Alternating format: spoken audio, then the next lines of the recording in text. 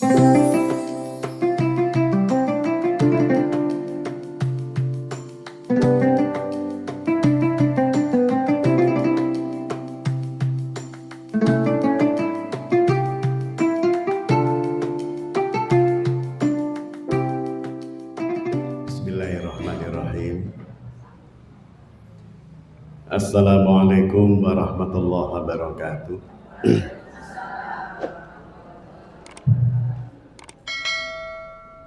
Innal hamdalillah nasta'inuhu wa nastaghfiruh wa na'udzu billahi min shururi anfusina wa min sayyiati a'malina. May yahdihillahu fala mudilla lahu wa may yudlil fala hadiya lahu. Asyhadu an la ilaha illallah wa asyhadu anna Muhammadan abduhu wa rasuluhu la nabiyya ba'da. Allahumma salli ala Muhammadin wa ala alihi wa sahbihi ajma'in. Qala Allah ta'ala fi Qur'anihil Karim. A'udzu billahi minasy syaithanir rajim. Ya ayyuhalladzina amanu taqullaha wal tandur nafsum ma qaddamat lighad wattaqullaha innallaha khabirum bima ta'malun. Shadaqallahul adzim. Amma ba'd. Alhamdulillah, para bunda yang dirahmati Allah. Puji syukur kehadirat Allah Subhanahu wa taala, Al-Khaliq, Al-Musawwir, Al-Mudabbir, Al-Hakim. Kita dihadirkan oleh Allah Subhanahu wa taala di pertengahan Ramadan 1447 Hijriah ini dalam sebaik-baik keadaan. Maka bagi yang sedang sehat, sehat itu hanya menjadi berkah manakala dengan sehat itu semakin mendekatkan diri kita kepada Allah. Bertambah amal-amal soleh kita dan bertambah tingkat ketaatan kita kepada Allah. Tetapi sehat itu akan menjadi malapetaka kalau diberikan sehat tetapi tidak bisa mensyukurinya untuk taat dan untuk nambah ibadah. Demikian pula ketika kula panjenengan sami disuguhi sakit. Kebetulan ini suara saya kan serak-serak kering, Bu. Oh, basah, Bu. Serak-serak kering itu kalau pas ketiga ya. Dalam posisi tidak sedang baik-baik saja, tetapi jika saya sabar, siapa saja yang oleh Allah disuguhi sakit, yang sakit itu pasti asbabnya kita sendiri. Asbabnya saya sendiri dalam tanda petik. Maka sakit itu bisa menggugurkan dosa jika kita sikapi dengan sabar. Sabar yang merupakan buah dari husnudzon billah, berprasangka baik kepada Allah. Orang tidak akan bisa sabar kalau dia tidak berprasangka baik terhadap takdir Allah. Jadi sabar itu merupakan buah dari prasangka baik kita atas apa-apa yang Allah takdirkan dalam kehidupan kula panjenengan sami. Maka sakit akan menjadi hadiah, akan menjadi berkah bagi siapapun yang bisa sabar bersebab napa kalau wau husnudzon kepada Allah. Dan sakit itu akan menjadi sudah jatuh tertimpa tangga. Sudah jatuh tertimpa tangga ketiban duren. Kalau durian jatuh di samping enak, Bu. Tapi kalau ketiban itu ya. Maka sakit itu akan menjadi sudah jatuh tertimpa tangga jika kita menyikapinya dengan keluhan, yang keluhan itu pasti bersebab kita bersuudzon billah. kita berprasangka tidak baik terhadap takdir Allah. Di para bunda yang dirahmati Allah, dalam keadaan dan posisi apapun panjenengan kula sami saged ngrawuhi majelis enjing menika sedanten kita syukuri, bersebab kita berhusnudzon kepada Allah, berprasangka baik terhadap Allah. Tidak ada takdirmu yang tidak baik bagi kami ya Allah, tidak ada takdirmu yang salah ya Allah. Menjadi tidak baik itu bersebab kita belum memahami, kita belum mengerti. Para bunda yang dirahmati Allah, dan setinggi-tinggi nikmat, semulia-mulia nikmat dari Allah Subhanahu wa taala kagem kula panjenengan sami adalah nikmat iman. Karena imanlah yang menjadikan sakit kita berpahala. Karena dengan imanlah sabar itu muncul. Karena dengan imanlah kita mudah berhusnudzon atas takdir Allah. Dan dengan iman pula kesehatan, kelapangan, keluangan itu juga menjadi sumber pahala. Bersebab dengan iman setiap lapang akan kita syukuri dengan menggunakan kelapangan tersebut untuk mendekati Allah Subhanahu wa taala atau berdekat-dekat dengan Allah Subhanahu wa taala. Para bunda yang dirahmati Allah, maka pagi hari yang penuh berkah ini, di rumah Allah yang penuh berkah ini, tempatnya berkah, majelisnya berkah, dan insya Allah bersama orang-orang yang diberkahi. Jadi kalau panjenengan nengok kanan, nengok kiri, yang ada dalam hati langsung insya Allah min ahlil jannah. Ya Allah, insya Allah beliau akan saya temukan di surga. Tengok kiri juga begitu. Insya Allah beliau akan saya temukan di surga. Dan yang kedua, ketika nengok kanan, nengok kiri, maka berprasangkalah positif, berhusnudzon bahwa samping kanan saya ini ya Allah kelak akan menjadi saksi yang meringankan saya di persidanganmu. Demikian pula ketika menengok kiri. Kita coba Bu ya, menengok kanan dulu. Waduh, menengok kanan semua jadinya ya. Wah, berarti harus berpasangan dua-dua. Nengok kanan dan nengok kiri ya. Saling menengok sambil apa Bu? Yakini bahwa beliau ahli. Yang kedua, beliau adalah pembela kita nanti di persidangan Allah, yang akan meringankan langkah kita menuju surga. Ayo Bu, dua-dua Bu, coba. Bismillahirrahmanirrahim. Saling menengok. Insya Allah calon ahli, insya Allah calon pembela saya di surga, di persidangan.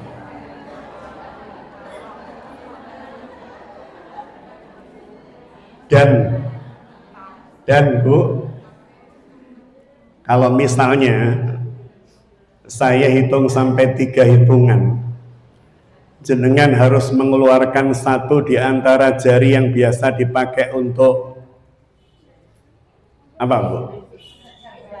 Untuk sujleng. Gimana boleh Bu? Oke. Kalau saya hitung 3 kali, jenengan angkat ke atas jari yang paling cocok untuk sahabat jenengan tadi. 1, 2, 3, diangkat. Alhamdulillah. Saya senang karena sebagian besar jempol. Jempol itu jari apresiator. Jari yang digunakan untuk mengapresiasi. Maka di seluruh dunia tidak ada kesepakatan, tetapi secara fitrah kalau mengapresiasi pakai ini. Kenapa betul? Good job, Jayid Jidan, kamu hebat, panjenengan luar biasa. Ada tadi telunjuk, gak apa-apa Bu. Ini karena beliau ingin menunjukkan Ustadz ini adalah bestie saya, sahabat saya yang number 1. kami diikat menjadi satu bersebab tauhid, dan alhamdulillah tidak ada yang mengeluarkan jengking. Saya tadi khawatir, ya saya nggak lihat sih karena dari sini nggak kelihatan, tapi insya Allah tadi nggak ada yang mengeluarkan jengking. Para bunda yang dirahmati Allah, tahu judulnya hari ini? Metamor Ramadan.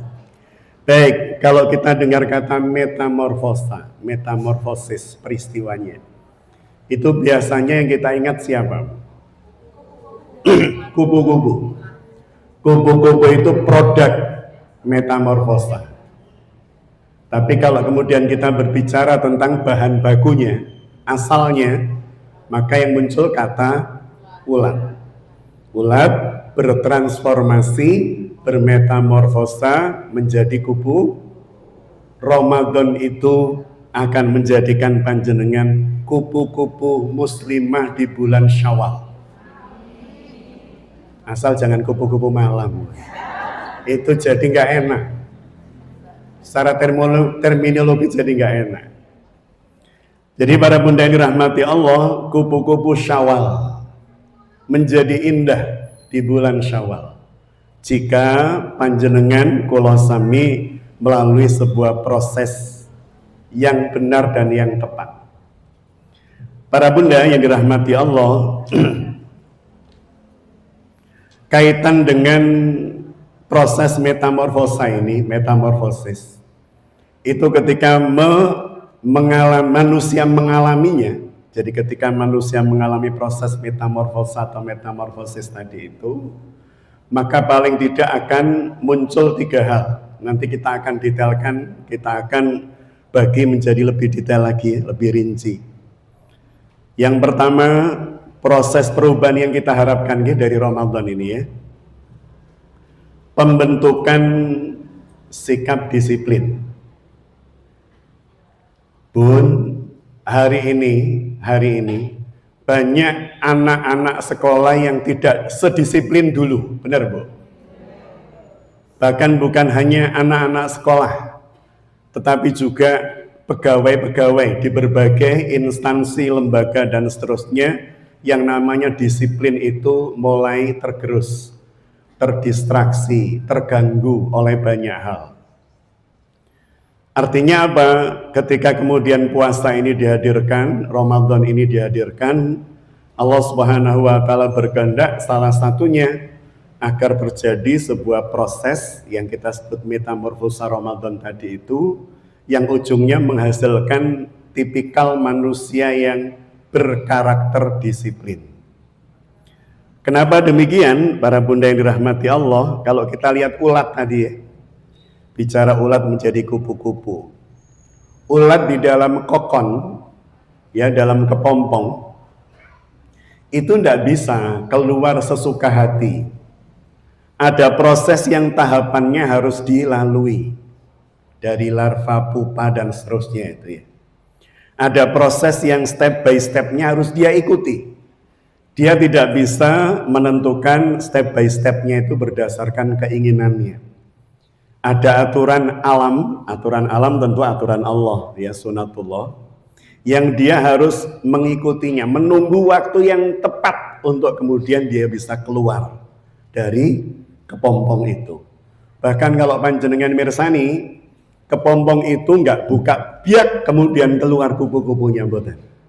Dia keluarnya cuma sedikit pada celah yang sempit. Untuk apa? Agar supaya ulat yang menjadi kupu, ketika sayap mulai terbentuk, dia mau keluar, digerak-gerakkan sayapnya, kekat-kekot. Dan itu sejatinya Pak Bun, menguatkan tulang-tulang sayap, agar supaya bisa Makanya kepompong itu kalau disilet, misalnya kita melihat kok kasihan ya, kekot-kekot kesulitan, kemudian kita ambil gunting, waduh sakno tak guntingi. Maka dia keluar nggak bisa terbang, langsung turun plek, setelah itu jadi makanan semut, mati. Artinya apa Bun? Artinya ini proses yang step by stepnya harus secara disiplin diikuti. Puasa ngingatan. Jadi ada proses yang step by stepnya harus jenengan ikuti. Bahwa sahur itu waktunya jam sekian sampai jam sekian. Bahwa puasa itu dari mulai fajar sampai apapun, sampai maghrib, minal fajr ilal ghurub, ya, dari mulai fajar sampai maghrib, ya. Kemudian berbuka puasa itu juga ada step by stepnya. Rasulullah SAW mencontohkan kalau puasa itu makan yang manis dulu, bisa kurma, bisa pisang, bisa pepaya, ya, dan lain-lain. Jadi itu, kalau tidak ditemui maka minum air putih, bukan air manis, karena manisnya teh atau yang lain itu dari glukosa. Kalau kurma itu murni fruktosa atau glukosa alami. Jadi tidak kaget dan tidak melonjakkan gula darah kita. Itu dahsyatnya Rasulullah. Jadi ada step-stepnya. Tidak kemudian dur Allahu Akbar, langsung sate, gulai, macam-macam. Nah, step-stepnya, Masya Allah. Ya, ada urutan-urutannya. Jadi yang pertama membentuk disiplin. Bahkan ketika panjenengan menunggu waktu buka puasa, dan kita tahu kalau sudah masuk Ramadan itu pun, kecintaan panjenengan terhadap adzan maghrib itu melimpah ruah. Tresno panjenengan dumateng adzan maghrib itu Masya Allah. Sampai apa? Sampai ditunggu adzan maghrib. Tengok-tengok di depan kurma itu, boy. Saking cintanya dengan adzan, bahkan seandainya harus disusun dalam bentuk peringkat acara yang paling digandrungi di radio, pada saat Ramadan pasti nomor 1 adzan maghrib, baru lagunya siapa. Artinya ini sangat kita rindu, sehingga Rasul mengatakan liso'imin, bagi orang yang berpuasa farhatan, ada 2 kebahagiaan. Farhatun indal iftar, kebahagiaan yang pertama saat berbuka. Berbuka itu pasti membahagiakan. Sehebat apapun iman panjenengan, tidak mungkin iman teman-teman bunda-bunda jamaah kurma ketika Ustadz mohon maaf kalau iman saya Ustadz, kalau ketemu adzan maghrib mah biasa Ustadz. Gak ada perasaan seneng, enggak Ustaz. Bahkan kadang yang saya tunggu ada isya. Lo kok bisa tuh? Iya, karena saya nggak puasa itu, ya. Jadi liso'imin, bagi orang yang berpuasa adzan maghrib itu pasti gini betul, pasti menggembirakan, lebih tepatnya. Maka ketika Allahu Akbar yang keluar dari lisan mulia panjenengan apa? Pasti alhamdulillah, nggak mungkin innalillahi kok bisa adzan. Farhatun, maka kebahagiaan pertama bersebab iftar, saat berbuka. Kemudian yang kedua, dan kebahagiaan kedua adalah inda liqa'a rabbi, ketika panjenengan bertemu dengan Allah nanti. Kenapa? Karena panjenengan membawa pahala puasa panjenengan yang akan menjadi junnah. Junnah itu apa, Bu? Perisai. Jenengan akan membuat junnah, ya, perisai yang memperisai antara kita dengan azab Allah. Ada perisainya, namanya asyam atau as-saum, gitu ya. Baik, jadi yang pertama kalau apa, Bu? Disiplin. Nunggu adzan kok jam 6 kurang 4, ya nunggu. Meskipun kadang ada yang nunggunya nggak sabar. Sampai apa, radio dicepak nih didolei sing adane paling cepat. Durung adzan Allah. Sampai ketemu tek Allahu Akbar, alhamdulillah. Padahal itu adzannya Surabaya. RRI Surabaya. Kediri masih 2 menit lagi. Jadi disiplin waktu, ya, disiplin makanan, disiplin sholat, dan kemampuan mengendali diri. Jadi proses metamorfosa puasa atau Ramadan lebih tepatnya, karena Ramadan itu bukan hanya puasa ya. Ramadan itu akan menghadirkan dan menghasilkan produk manusia yang harusnya disiplinnya nambah. Satu. Yang kedua, konsep pengendalian dirinya lebih baik. Pengendalian dirinya lebih baik. Kenapa demikian, Bun? Kenapa pengendalian diri ini lebih baik? Karena pada saat panjenengan di bulan Ramadan berpuasa, panjenengan diajari untuk apa? Memanage penundaan keinginan. Kurma itu haram atau halal? Halal. Tapi ketika puasa makan kurma ada waktunya. Meskipun kita ingin di-manage, ditunda dulu.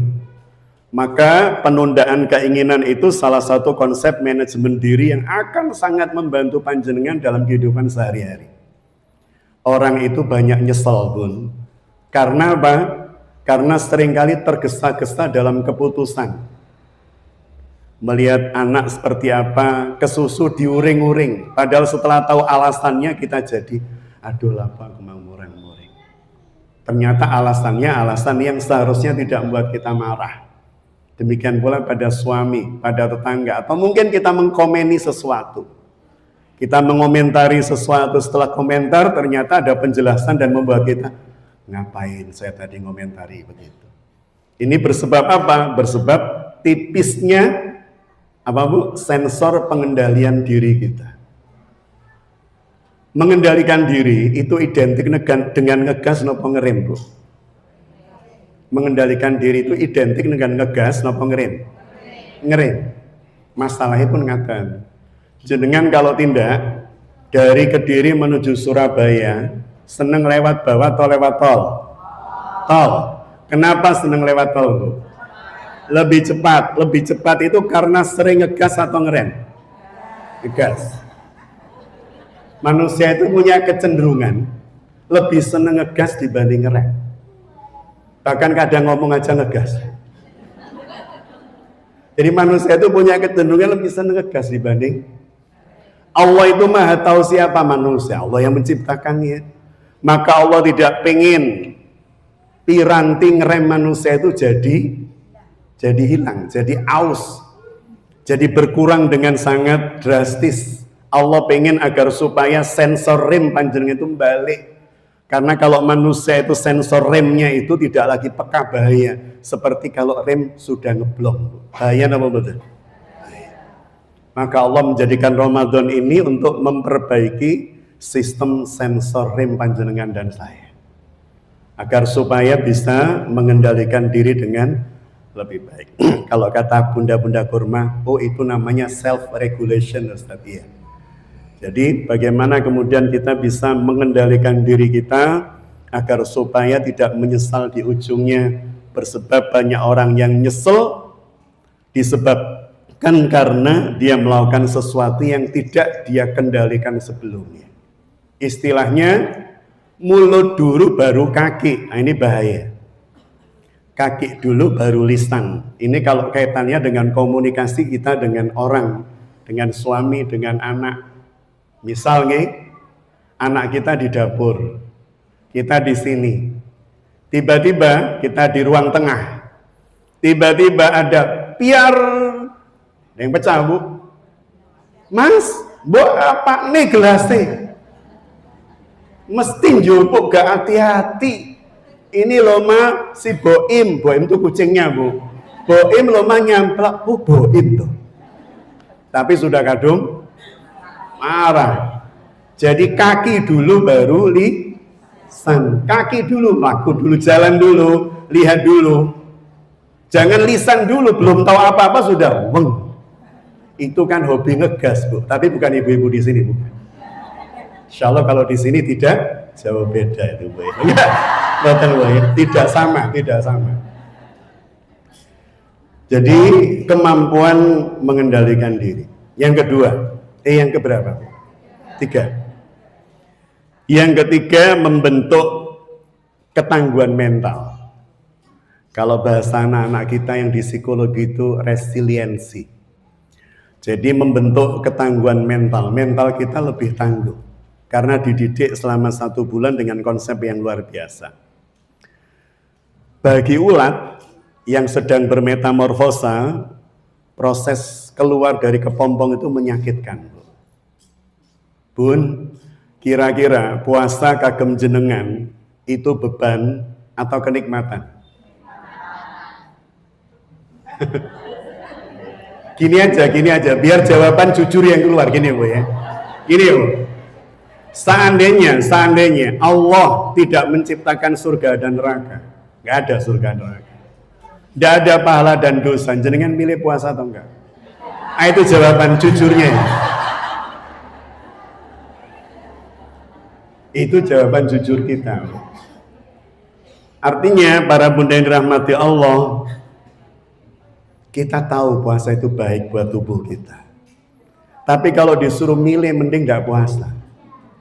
Makanya kenapa di dalam ayat Al-Baqarah 184 itu ada kata fidyah. Karena pada awalnya puasa itu boleh memilih.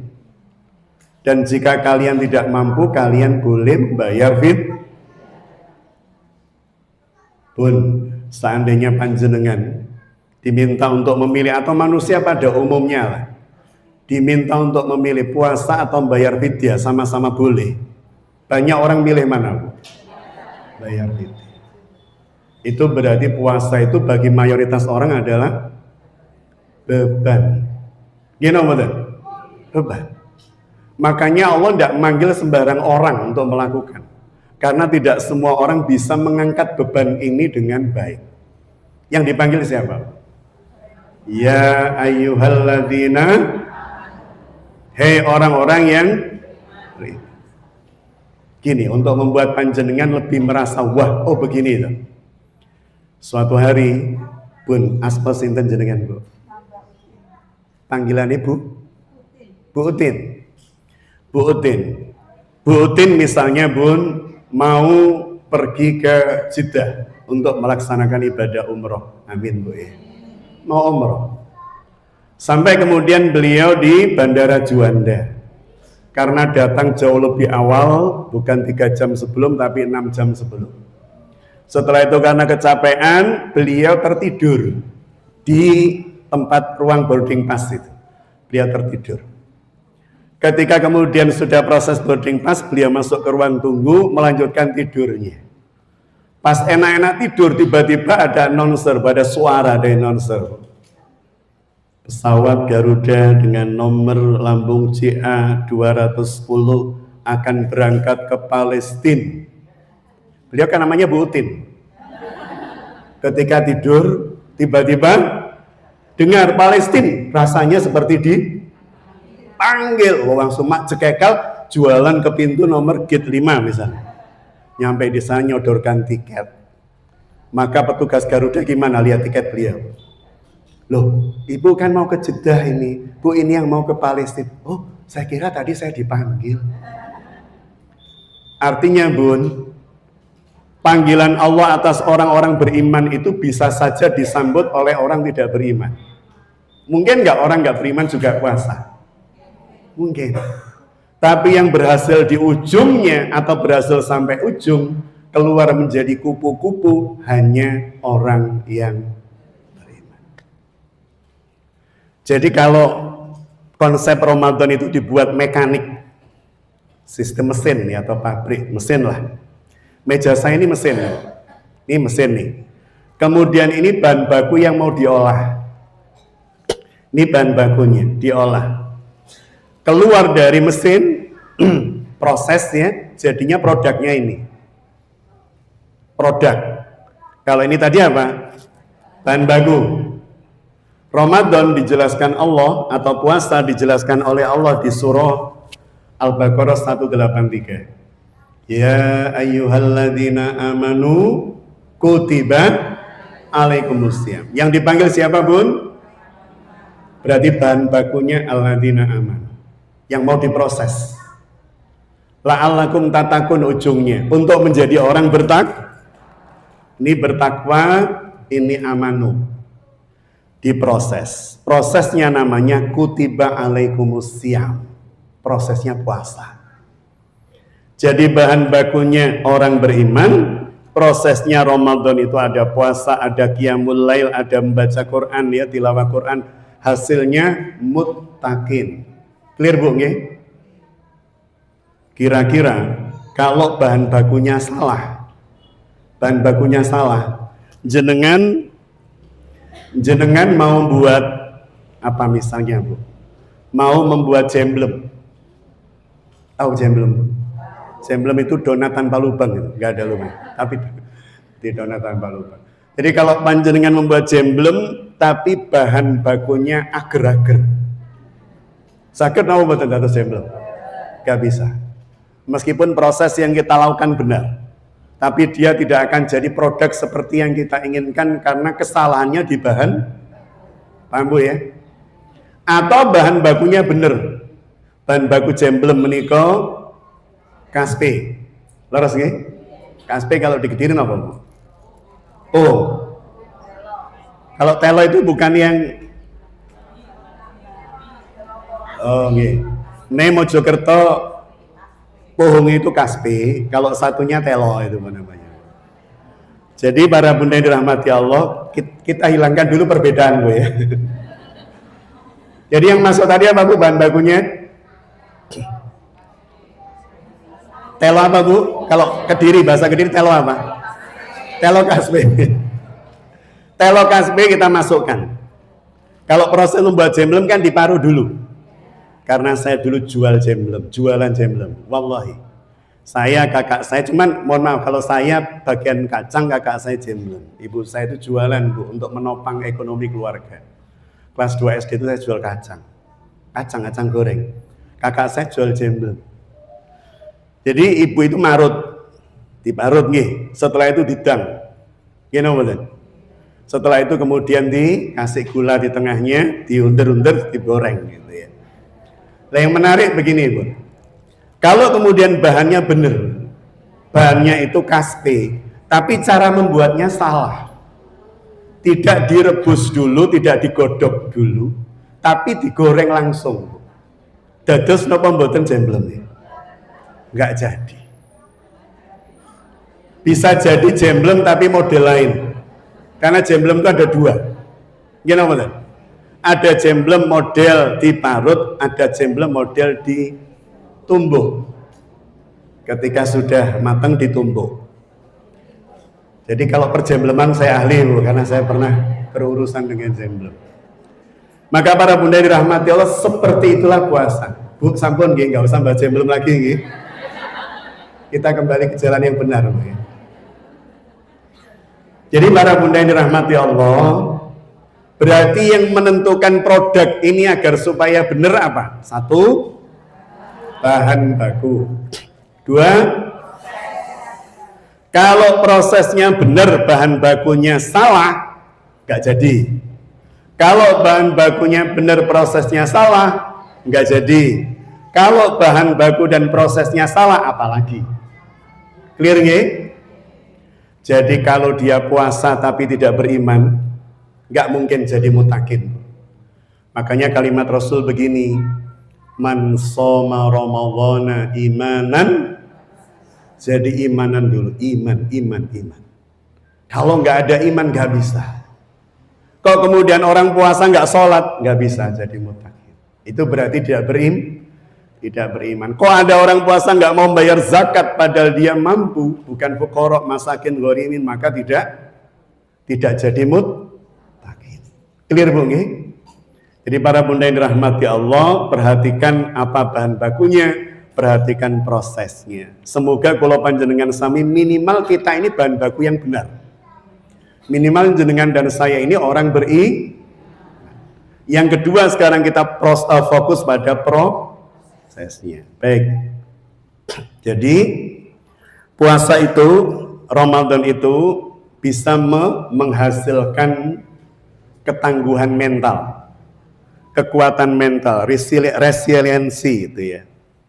Sebagaimana tadi ulat yang bermetamorfosa itu ketika keluar dari kepompong menyakitkan, berat. Puasa bagi jenengan dan saya, kalau urusan lapar dan dahaga bisa jadi nggak berat.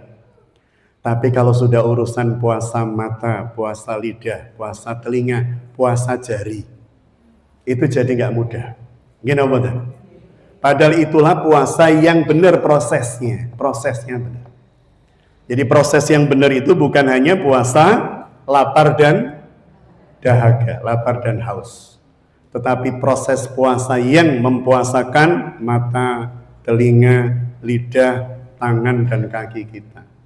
Puasa seluruhnya itu yang menjadikan ujungnya muttaqin. Makanya kenapa puasa yang sudah kita lalui itu kan udah puluhan kali dong.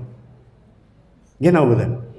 Kanjeng Nabi itu puasanya dari tahun ke-9 Hijriah, tahun ke-9 mohon maaf, dari tahun ke-2 Hijriah perintah puasa itu sampai tahun ke-10, berarti 9 kali. Rasul itu cuman berRamadan 9 kali, tapi jadinya Masya Allah, para sahabat jadinya luar biasa. Kita ini sudah berRamadan berapa kali? Berapa kali? Kita itu sudah berRamadan puluhan kali, puluhan kali, tapi kadang menyikapi takdir Allah masih sering ngeluh. Benar gak? Kok gini ya, kok gini ya, kok gini ya. Artinya jangan-jangan proses kita yang tidak tepat, proses kita yang salah, atau kita waktu itu belum jadi bahan baku yang benar. Maka hari ini ketika kita sudah memahami konsep itu, dan semoga kita merupakan bahan baku yang ditunjuk oleh Allah, maka yang terpenting sekarang berarti memahami prosesnya. Para bunda yang dirahmati Allah, yang keempat, yang keempat, mohon maaf ya, suara saya jadi melengkang-lengking karena serak-serak kering kalau wow. Yang keempat, orang-orang yang berpuasa dengan benar, maka sebada mereka lulus di wisuda, ada wisudanya loh Bu. Meskipun wisudanya tidak di IKCC, wisudanya bisa jadi di Masjid Agung, di lapangan Brawijaya, di berbagai tempat. Dan ketika jenengan dulu kuliah, saat di wisuda kan ada lagu yang mengiringi, ya Bu, lagu dengan bahasa Latin. Ketika panjenengan wisuda saat 1 Syawal ngewonten kalimat pengiringnya, ada iramanya. Allahu Akbar, Allahu Akbar. Ayat pengiringnya, la ilaha illallah, wallahu akbar. Jadi ada pengiringnya, itu untuk wisudawan yang pantas di wisuda. Ada nggak orang yang kuliah tapi nggak di wisuda? Ada nggak orang kuliah tapi nggak lulus? Yang parah, ada nggak orang kuliah yang di DU? Puasa juga begitu, Ramadan juga begitu. Jadi tidak semua peserta Ramadan itu ujungnya menjadi wisudawan. Rasul bahkan mengatakan, kam min shaimin, berapa banyak orang yang berpuasa, laisa lahu min siyamihi, tapi dia tidak mendapat apapun dari puasanya illa kecuali alju wal atas, kecuali lapar dan dahaga.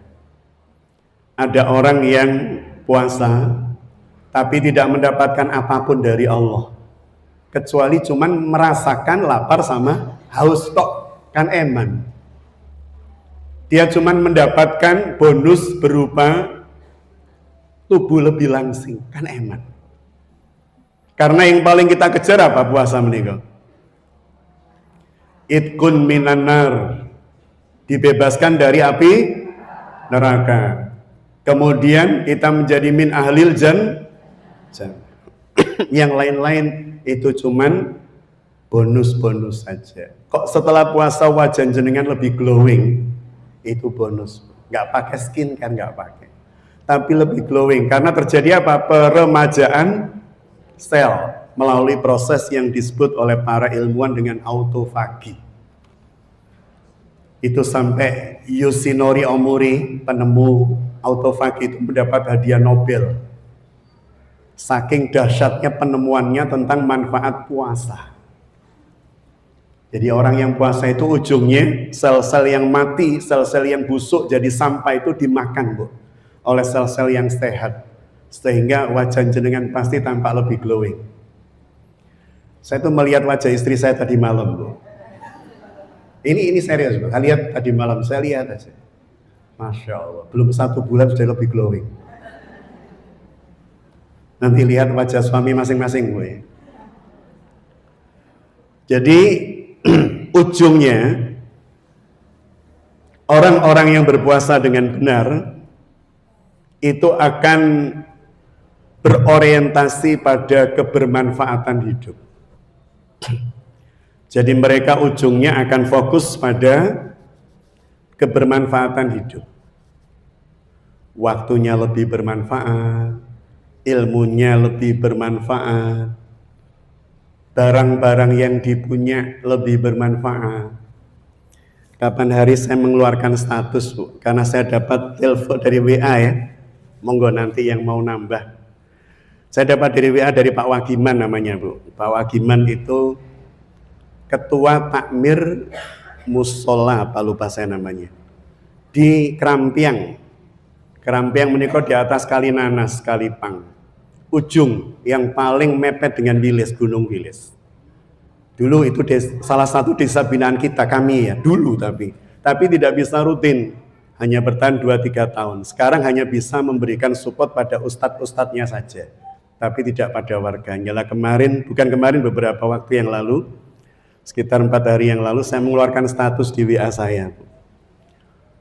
Saya mendapat keluhan dari Pak Wagiman di Kerampiang, yang beliau menyampaikan banyak jamaah masyarakat di sana yang mukenanya sudah lecek, sarung-sarungnya sudah lecek, memasuki Ramadan dengan gembira, tetapi dengan yang dipakai seperti itu.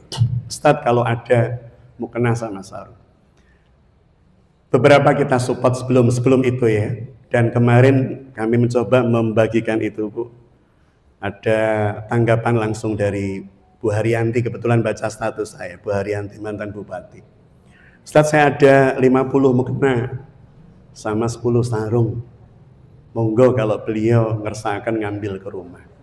Saya hitung lagi jumlah yang diinginkan, wah kurang 15 sarungnya, mukenanya sudah. Kurang 15 dan alhamdulillah ketambahan 2 hari ini. Jadi kalau jenengan mau nambah, alhamdulillah monggo. Tinggal 8 berarti, ya tinggal 8. Jadi bagaimana kemudian, kenapa beliau bisa menangkap sesemangat itu? Kalau saya manggil beliau kan Ibu, Bu, kenapa jenengan sangat semangat untuk membantu atau nyupport nih? Mohon maaf Ustadz, ini sarungnya udah kita bagi kemana-mana, sisa ini. Mukenanya juga kita bagi tapi masih ada 50. Saya itu pengen sarung dan mukena yang saya bagi dipakai untuk sholat di waktu Ramadan. Maka pahalanya pasti berlimpah. Masya Allah. Jadi berorientasi pada kebermanfaatan, apapun yang bisa bermanfaat, apapun, waktu, tenaga, waktu panjenengan ini modal loh, Bun. Waktu panjenengan itu modal, karena dia modal pasti ada permintaan tanggung jawab. Dikasih waktu sekian jam dalam 1 hari, dikasih waktu hidup sekian tahun di atas bumi, itu semuanya ada ada. Pak, kemudian scrolling apa Bu namanya, video pendek apa? Jadi scrolling video pendek itu, ya, nggak kerasa 2 jam. Baca Quran 15 menit tampak berat. Ini ada pertanggungjawaban. Tapi kecuali kalau begini, Bu, ada orang-orang yang memang pertemanan dan persahabatannya di grup-grup medsos itu orang-orang luar biasa, grup-grup luar biasa, sehingga selalu yang muncul dalam apa istilahnya, reels, ya, yang muncul dalam reelsnya itu video-video yang bermanfaat, kajian-kajian, informasi-informasi yang bermanfaat, tidak video yang hahihi, joget-joget dan seterusnya, yang banyak menjadikan waktu percuma, waktu tersia-sia, padahal dimintai pertanggungjawab. Jadi para bunda yang dirahmati Allah, maka orang yang keluar dari proses yang benar Ramadan pasti apapun yang dia punya, dia miliki, dititipkan Allah bermanfaat. Dalam karakter manusia, pergeseran dari ego menjadi dermawan itu tidak gampang. Egois menjadi dermawan. Tetapi bagi orang-orang yang puasanya beres, puasanya jadi, maka insya Allah mereka akan menjadi orang-orang yang tidak sulit memindahkan sifat egonya menjadi dermawan. Menjadi orang yang isar. Isar itu mendahulukan orang lain dibanding dirinya sendiri. Jadi para bunda yang dirahmati Allah, ini beberapa hal berkaitan dengan Ramadan. Jadi sistem Ramadan itu seperti sistem mekanik pada mesin atau pabrik tadi. Kita bagi menjadi 3. Yang pertama apa tadi pun kita ulang? Bahan baku. Ada input, ada apa yang di sini? Proses, dan ada output atau produk atau hasil, gitu ya. Jadi bagaimana ketika kemudian kita pengen hasilnya apa sih bun? Hasilnya yang kita pengen? La'allakum tattaqun, menjadi orang yang bertakwa. Maka yang pertama kita harus memantaskan diri menjadi bahan baku yang benar. Berarti kita harus mukmin. Kita harus menjadi orang yang mengimani Allah Maha melihat, mengimani setiap yang kita lakukan dicatat. Kalau mengimani seperti itu, maka insya Allah kita akan senantiasa merasa terawasi. Namanya muraqabah. Muraqabah itu senantiasa merasa diawasi. Ada malaikat yang tugasnya mengawasi jenengan. Siapa bu? Raqib. Maka sifat Allah yang maha mengawasi disebut kemaha muraqabahan Allah. Muraqabah. Bagaimana panjenengan kula sami merasa senantiasa diawasi oleh Allah Subhanahu wa taala. Baik, para bunda yang dirahmati Allah, maka berikutnya kita lihat nih, saya membuat tabel sebenarnya berkaitan dengan 1 target puasa, 2 proses yang benar, dan 3 bagaimana menjaga hasil puasa itu. Jadi yang pertama apa bun? Target puasa. Target puasa kalau dalam Quran ada berapa? 3 leres bun, Masya Allah Bu Didi. Yang pertama apa bu? Menjadi bertakwa. Yang kedua, syukur, hebat. Yang ketiga apa Bu Didi? Menjadi orang yang senantiasa tertunjuki, rasyid. Jadi gini kalimatnya, 183 Al-Baqarah, la'allakum tattaqun, agar supaya kalian menjadi orang bertakwa.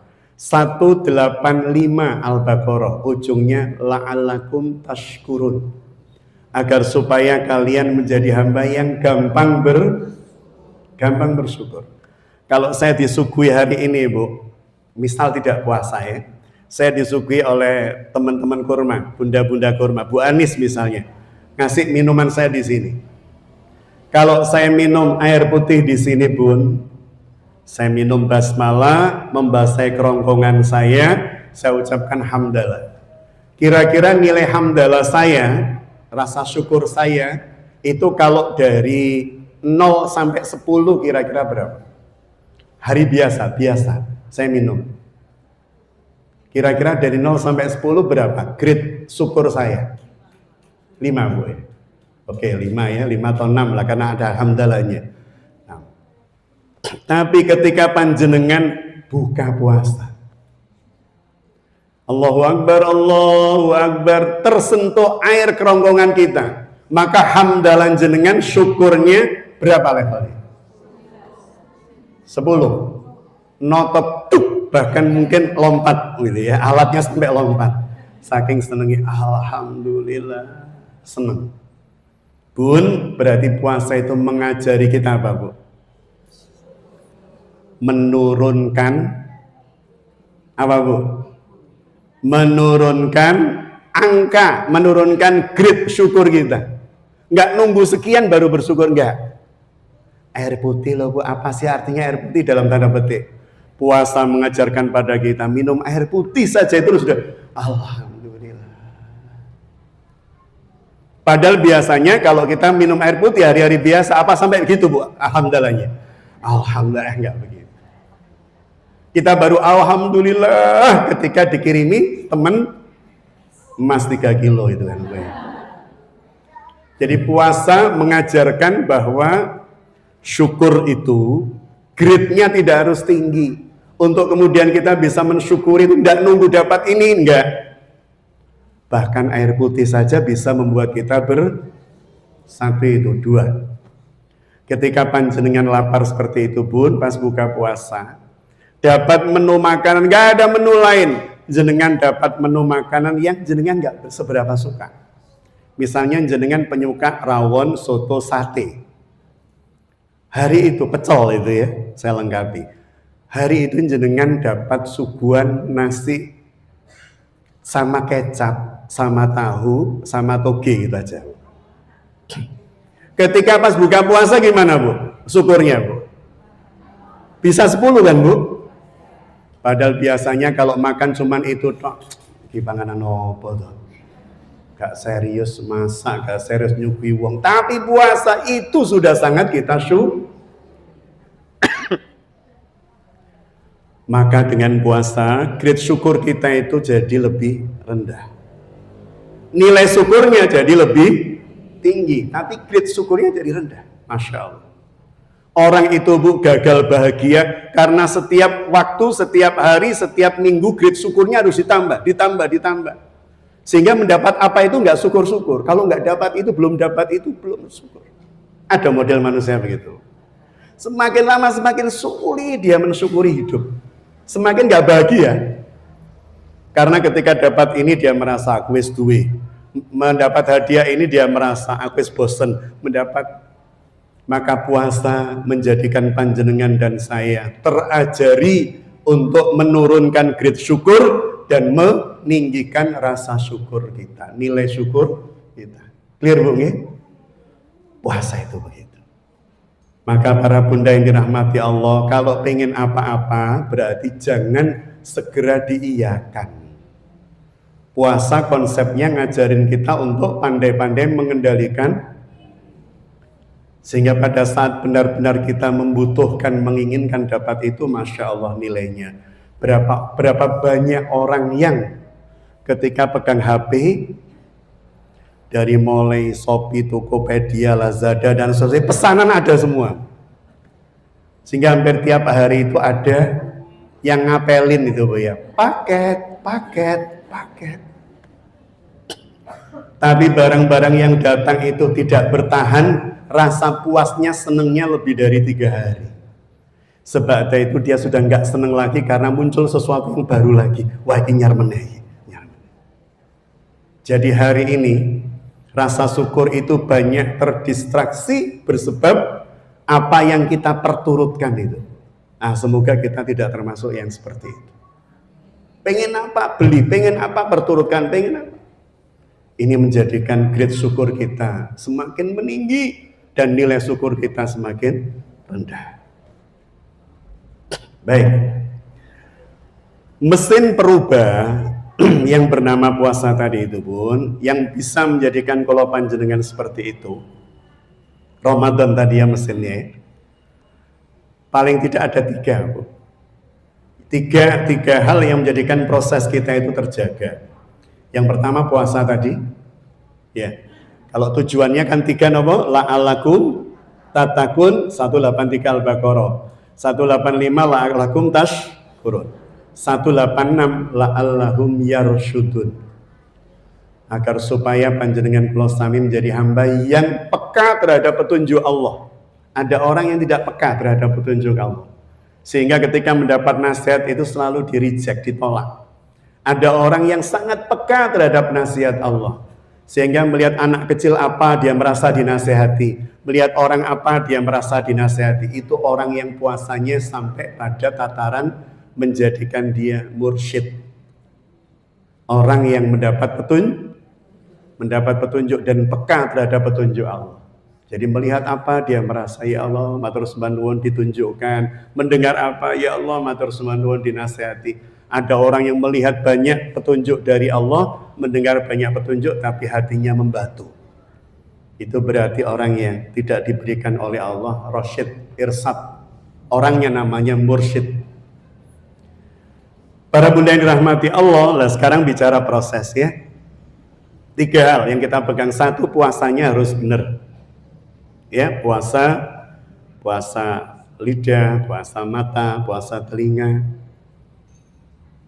Yang kita lihat benar-benar kita batasi hanya hal-hal yang bermanfaat. Kecuali sesuatu yang memang lewat dan kita tidak menyengaja untuk melihatnya dalam tanda petik ya. Jadi puasa telinga, puasa lidah, puasa tangan, tidak gampang komentari apapun, kecuali jika kita rasa ini perlu bermanfaat, menginspirasi orang dan seterusnya.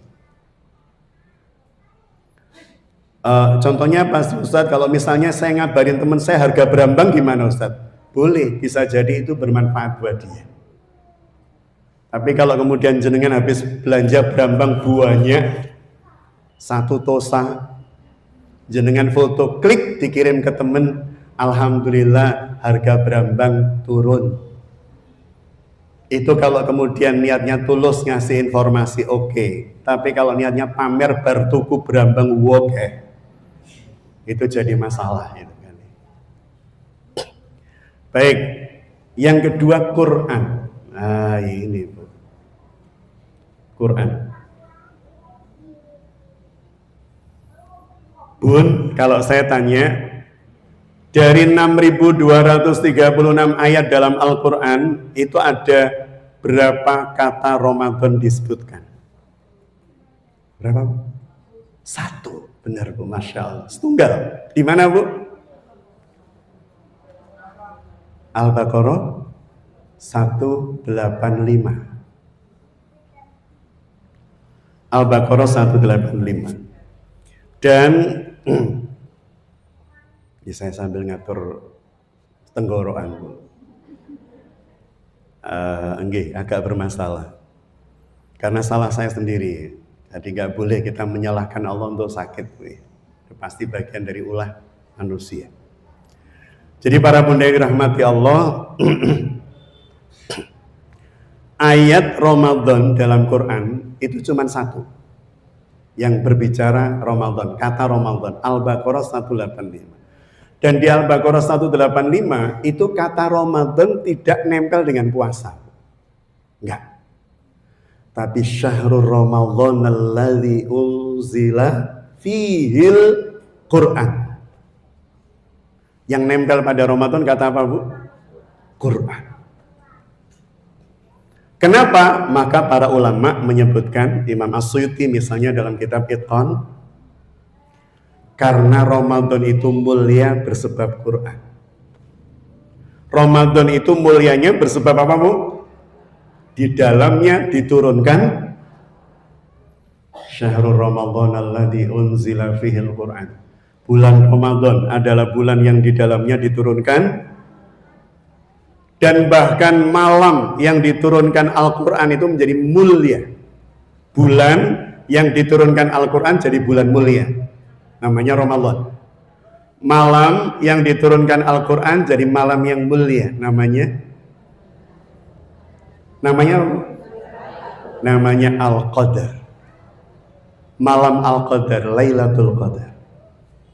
Yang nilainya kalau jenengan beribadah, kalau di Al-Ikhlas ini, masjid kita ini, kalau malam-malam i'tikaf pasti penuh orang. Lampunya mati. Semua orang sibuk berasik masuk dengan Allah, wirid, zikir, nangis. Di Masjid Al-Falah masih begitu Bu Didi? Alhamdulillah, tambah rame mungkin ya. Di masjid-masjid jenengan juga pasti begitu. Jadi 10 hari terakhir itu ketika dituliskan di berbagai tempat ya, status-status teman-teman, mulai berburu malam 1000 bulan. Yang kalau kita beribadah di malam itu nilainya sama dengan beribadah lebih dari 1000 bulan. Khairumin, lebih dari. Lebih dari 1000 bulan itu berarti lebih dari 83,6 tahun panjenengan beribadah. Masya Allah. Makanya malam-malam itu ada banyak orang di masjid-masjid, suami istri kadang dengan anak. Masya Allah. Saya kemarin di masjid namanya Al-Zikro, Al-Adkar ya, atau Zikrullah, mohon maaf. Zikrullah itu ngadiluwe, antara ngadiluwe keras itu ya, kanan jalan. Saya ketemu dengan sepasang suami istri. Enggak saya sebut namanya, atau saya sebut namanya karena beliau enggak melarang. Namanya Pak Harno dan Bu Harno, jenengan pirsa. Nggih. Lah beliau pas di sana. Beliau rutin kalau pas ngaji. Lah saya pas ngisi kajian kultum sebelum Ramadan, sebelum buka. Saya ngobrol sama beliau. Ustaz, saya dengan istri sudah 1 minggu iktikaf di sini. Enggak pulang Bu, suami istri. Dan besok kami akan berangkat ke Jakarta untuk iktikaf di sebuah masjid namanya apa lupa saya. Di Malang dulu, Malang. Setelah itu ke Jakarta, ujungnya mau ke Jogokarian kata beliau. Masya Allah. Suami istri. Jadi para bunda yang dirahmati Allah, berburu malam 1000 bulan. Jadi Quran itu turun di malam yang Allah bahkan menjadikan malam itu lebih baik dari 1000 bulan. Kalau sedang berhalangan Ustaz, di rumah jenengan bisa deres ayat-ayat yang jenengan hafal, jenengan bisa wirid, zikir, bisa sedekah. MT Kurma kan ada nomor rekeningnya ya. Ini malam 1000 bulan ya Allah, semoga sedekah saya ini senilai 1000 kali saya sedekah. 1000 tahun bukan 1000 kali. 1000 tahun saya sedekah terus menerus tanpa jeda. Bismillah, saya tak sedekah malam ini ya. Masya Allah. Jadi ada banyak peluang kebaikan jenengan. Kalau tidak bisa ke masjid, di rumah, mboten napa-napa. Dimanapun di kendaraan, enggak apa-apa. Wirid, zikir, baca Quran, apapun. Di malam itu. Jadi sayang. Kalau malam-malam Al-Qadar justru apa Bu? Justru kita sibuk, apa Bu? Ngaduk madu mongso. Kecuali kalau ngaduknya sambil wirid, zikir, enggak apa-apa. Subhanallah walhamdulillah. Tidak kemudian sambil ngelamun, anakku ya apa ya bojoku wirid zikir. Insyaallah bagian dari ibadah panjenengan. Jadi Quran Ramadan itu hebat bersebab Quran turun di bulan itu. Al-Qadar itu luar biasa malamnya, min khairu min alfi syahr, karena Al-Quran turun di malam itu. Muhammad bin Abdullah Nabiullah itu hebat karena Al-Quran turun pada beliau. Maka seandainya Al-Quran turun pada Nabi Isa lah yang menjadi luar biasa, yang menjadi Sayyidul Anbiya wal Mursalin, penghulu para nabi dan rasul. Kalau Al-Quran turun pada Musa alaihissalam, Musa lah yang menjadi Sayyidul Anbiya wal Mursalin. Tapi Allah berkehendak Al-Quran turun kepada Nabi Muhammad SAW. Maka beliau menjadi semulia-mulia nabi dan rasul. Maka manusia yang nempel Quran padanya, pada hidupnya adalah manusia yang paling baik. Dan sebaik-baik berinteraksi dengan Quran, awalnya paling bawah, dasarnya membaca, paling enggak Bu. Lebih tinggi lagi, memahami, menghafal.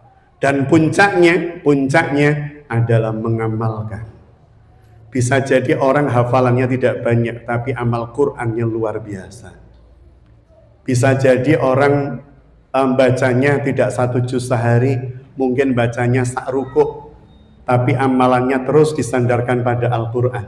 Karena puncak dari Quran adalah pengamalan. Makanya Kanjeng Nabi itu Bu, tidak disebut mukri, pembaca Quran. Membaca Quran tentu berpahala, baik sekali. Sebisa mungkin luang waktu baca Quran. Tetapi puncak dari orang yang berinteraksi dengan Quran apa Bu?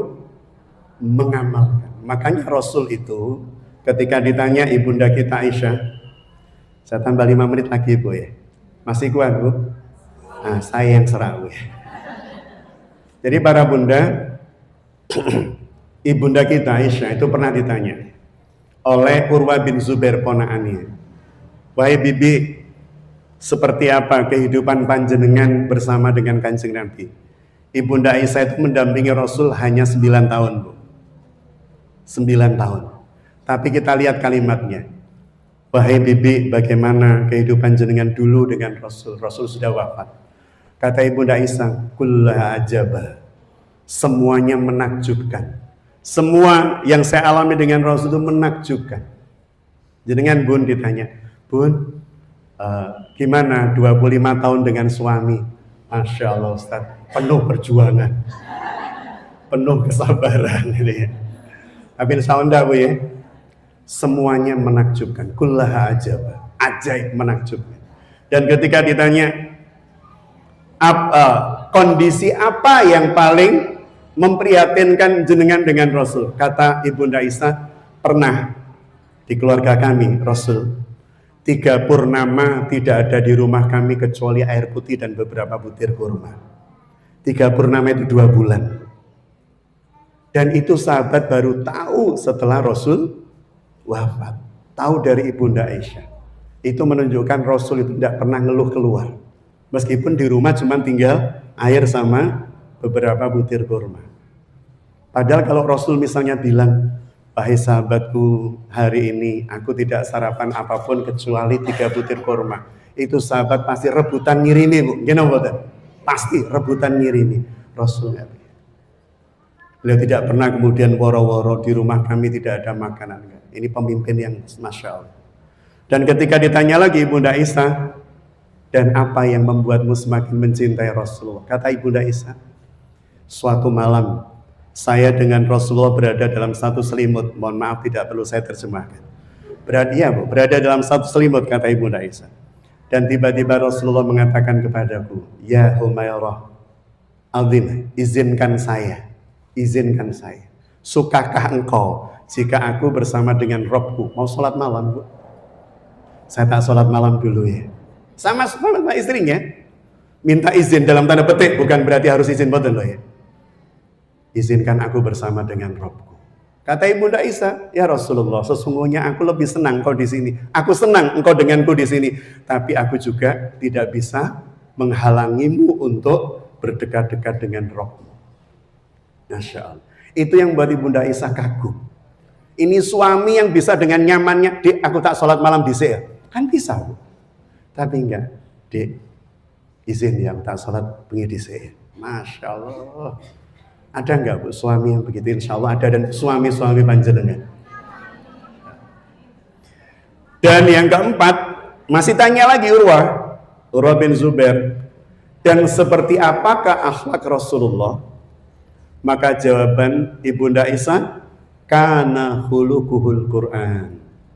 Rasulullah itu akhlaknya artinya muamalah Rasul, amaliyah Rasul adalah Quran dan Quran. Bertransaksinya dengan cara Quran, jual belinya, sewa menyewanya, pinjam meminjamnya, bertetangganya, bertemannya, semuanya bersandar. Maka puncak dari interaksi kita dengan Quran adalah muamalah, beramal dengan Quran. Jangan sampai, Masya Allah Ustadz, saya kenal dengan orang Ustadz, kemana-mana baca Quran Ustadz, tapi lidahnya Ustadz, nggak ada orang yang tidak dikomentari. Ada 2 orang, Bu, jamaah dari sebuah pengajian, tapi bukan di sini, bukan kajian di sini. Datang ke rumah kami, mengeluhkan seorang ahli pembaca Quran, ahli melafadzkan Quran. Yang 2 ibu ini mengeluhkan, Ustaz, padahal beliau itu Masya Allah kalau baca Quran. Tapi Ustaz, kenapa beliau kalau bilang kepada kami, pada Bu ini kok seperti itu? Bun, saya tidak akan mengatakan hukum beliau bagaimana, tapi hukum panjenengan adalah mendoakan. Saya nggak fokus pada kejelekan orang, tapi saya fokus pada apa yang bisa kita lakukan. Tapi menjadi catatan kita, jangan sampai lidah ini akrab dengan Quran, tapi akrab dengan caci maki, kata-kata kasar, ghibah, namimah, dan seterusnya. Karena itu menjadikan bacaan Quran kita semuanya muspro. Tapi ada orang yang bacaan Qurannya nggak banyak, sehari mungkin sa'ruku, tapi hidupnya tertib dengan Quran. Masya Allah. Maka jadikan lidah kita akrab dengan Quran, dan tindakan kita juga lekat dengan Quran. Baik, dan terakhir adalah Qiyamul Lail. Qiyamul Lail. Kalau pas Ramadan begini, Bun, Qiyamul Lail panjenengan rutin nggih? Insya Allah. Bahkan ada yang 8 plus 3, ada yang seperti Masjidil Haram 10 plus 3, ada yang 20 plus 3, ada yang 40 plus 3 seperti di Tarim Yaman dan seterusnya. Ada sekian banyak. Ketika kemudian keluar dari Ramadan, yang 8 plus 3, ada yang 8 plus 3 tetap terus rutin, alhamdulillah. Ada yang 20 plus 3 rutin, alhamdulillah. Tapi biasanya yang terjadi tetap atau menurun? Secara umum menurun atau menurun drastis, Bu? Dari 20 ketika di luar Ramadan menjadi berapa? 4, alhamdulillah. Alhamdulillah, benar, Bu. 4 plus 3 masih 7. 4 plus 3, alhamdulillah. Tapi gini, Bu, cara membandingkannya. Jadi kalau saya bandingkan Ramadan dengan di luar Ramadan, itu perbandingan yang tidak objektif. Makanya saya sampaikan alhamdulillah tadi jawaban beliau. Karena membandingkannya itu bukan begitu, membandingkan itu harusnya sebelum Ramadan dengan setelah, bukan dengan Ramadan. Itu enggak apple to apple. Kenapa? Karena Ramadan itu kan futihat abwabul jannah, surga-surga pintunya semua dibuka, wa ghulqat abwabun nar, neraka semua pintunya ditutup, wasufidatu sayyidin, setan-setan semuanya dibeleng. Nah, setan dibelenggu, kan nggak ada yang goda. Maka jenengan dan saya ini Ramadan ini, inilah kita yang sebenarnya, Bu. Aslinya kita pakai shot itu aslinya jenengan dan saya begini ini. Jadi kalau ada orang Ramadan masih seneng gibah ngomongin orang, itu hasilnya dia begitu. Karena setan udah nggak goda lagi, setan udah liburan 1 bulan penuh, mereka bersorak, hore preyang, gitu. Nggak ada yang goda. Maka kalau ada Ramadan orang masih gibah, itu murni dia. Berarti sudah lulus dididik setan 11 bulan. 11 bulan dia dapat sertifikat, nilainya A. Sehingga Ramadan nggak ngaruh, tetap semangat berghibah ria. Jadi hati-hati, karena Ramadan itu menampakkan siapa aslinya kita, nggak ada setan. Maka kalau ada orang korupsi di bulan Ramadan, Bu, korupsi takjil misal, kan nggak mungkin ya, Bu, ya. Misal takjil itu mesti jubuke keluarganya cuma 3, cukup 5. Dia nggak peduli jamaah yang lain, suwimen dhisik. Itu aslinya dia, karena setan nggak ada yang go. Itu kalau kemudian Pak, jangan begitu, mohon maaf Ustaz, kemarin saya hilaf digoda setan, Pak setannya libur, mohon maaf. Itu berarti kita yang sedang kesetanan gitu. Jadi setan dibelenggu, pintu surga dibuka, pintu neraka ditutup. Maka jenengan kalau bandingkan jangan dengan Ramadan dong, itu nggak fair. Jenengan kemarin kok Ramadan sholat malamnya 8 sama 3, 20 plus 3, kok sekarang tinggal 4 plus 3. Loh kan Sa'ban kemarin cuma 2 plus 3. Sa'ban 2 plus. Setelah Ramadan jadi 4 plus 3, ada progres nggak? Ada kemajuan, alhamdulillah. Tapi kalau sebelum Ramadan 4 plus 3, setelah Ramadan 4 plus 3, iku sami mawon.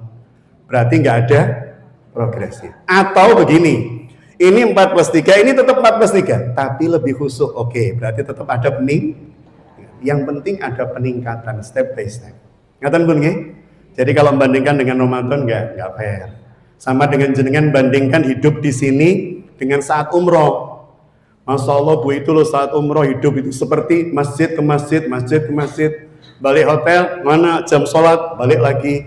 Balik hotel jam sholat, Masya Allah. Bareng di rumah Ustadz, ya Allah. Ke pasar, ke sini. Ya Bu, kan beda. Di sana kita nggak mikir apapun kan, Bu, kecuali ibadah. Jadi nggak bisa dibandingkan. Ngaten nggih? Jadi membandingkannya sebelum umroh dan setelah, itu baru apple to apple. Sebelum Ramadan dengan setelah Ramadan. Ngaten Bunda, insyaallah. Boten wonten pertanyaan nggih? Alhamdulillah jenengan pasti maklum dengan suara saya. Oh, ada. Oh, nggih Bu, monggo nggih. Assalamualaikum warahmatullahi wabarakatuh. Assalamualaikum. Yang ingin saya tanyakan di sini Ustaz adalah untuk masalah itikaf. iktikaf itu biasanya dilakukan orang-orang Muslim itu di masjid atau di musola. Tapi kalau kita misalnya tidak bisa di musola, kemudian kita berdiam diri di rumah, apakah itu juga dibilang iktikaf? Terima kasih. Wassalamualaikum warahmatullahi wabarakatuh. Waalaikumsalam. La i'tikaf illa fil masjid. Tidak ada i'tikaf kecuali di masjid. Tetapi yang mendapat Lailatul Qadar tidak hanya di masjid. Clear nggih? Kalau bicara i'tikaf harus di, tapi yang mendapat Lailatul Qadar tidak harus di. Berarti panjenengan bisa sambil sejak jam 2 baca Quran di rumah, nyiapkan sahur sambil subhanallah, alhamdulillah. Tidak apa-apa, Bu. Kalau memang tidak bisa ke masjid. Ke masjid itu mengkondisikan suasana hati kita agar supaya ibadah lebih khusyuk, lebih nyaman, dan seterusnya, dan seterusnya. Tapi tidak harus. Orang bepergian, kasihan nanti kalau harus di masjid untuk mendapat Lailatul Qadar, yang sedang di pesawat, betul. Tidak dibatasi itu. Tapi di semua tempat di malam itu saat dia beramal soleh, dia akan dapatkan itu. Untuk mengkondisikan, Rasul itu mengkondisikan Rasul ya 10 hari full di masjid. Keren Rasul. Saya belum pernah full ya. 10 hari nggak keluar masjid sama sekali. Di beberapa tempat di Kediri ada 10 hari full, termasuk yang saya tahu yang paling besar di Masjid Al-Amin Badas Pari. Itu 150 peserta. Ada bednya, ada Masya Allah, 150 orang. Full 10 hari di masjid. Jadi monggo di rumah tidak apa-apa. Ya, kita ibadah fokus. Ingat sementara Bu, Allah alam insya. Baik para bunda yang dirahmati Allah, jazakumullah khairan katsiran. Mohon maaf jika ada hilaf salah dalam pemaparan penyampaian. Barakallahu fikunna, kiranya puasa panjenengan, sujud rukuk panjenengan, sedekah panjenengan, salat panjenengan sedanten dipun tampi dening Allah Subhanahu wa taala. Dados amal saleh ingkang Allah ridho, dados amal saleh ingkang dados pemberat timbangan kebaikan panjenengan kelak di yaumil mizan. Allahumma taqabbal minna siyamana wa ruku'ana wa sujudana wa salatana wa sadaqatana bi rahmatika ya arhamar rahimin. Rabbana atina fid dunya hasanah wa fil akhirati hasanah wa qina adzabannar wa tahilnal jannata ma'al abrar ya aziz ya ghaffar ya rabbal alamin. Subhana rabbika rabbil izzati amma yasifun. Wassalamun alal mursalin walhamdulillahi rabbil alamin. Amin ya rabbal alamin. Billahi taufik wal hidayah. Assalamualaikum warahmatullahi wabarakatuh.